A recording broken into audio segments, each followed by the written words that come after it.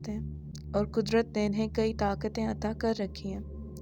وہ کھاتے پیتے اور زندگی گزارتے ہیں۔ کلو نفس ذائقۃ الموت، موت ہر ذی روح کو آنی ہے، موت کا مزہ بھی چکھنا ہے۔ اب سوال یہ پیدا ہوتا ہے کہ آخر جنات کو موت کیسے آتی ہے؟ کیا ان کی روح بھی انسانوں کی طرح قبض کی جاتی ہے؟ اس حوالے سے اسلامی روایات کیا کہتی ہیں؟ سورہ رحمان میں ارشاد ربانی ہے، ترجمہ: جو کچھ زمین میں ہے سب کو فنا ہونا ہے، صرف آپ کے پروردگار کی ذات باقی رہے گی، بے شک جو کہ عظمت والا اور عزت والا ہے۔ اس آیات سے یہ بات واضح ہوتی ہے کہ ہر جاندار، چرند پرند، درخت،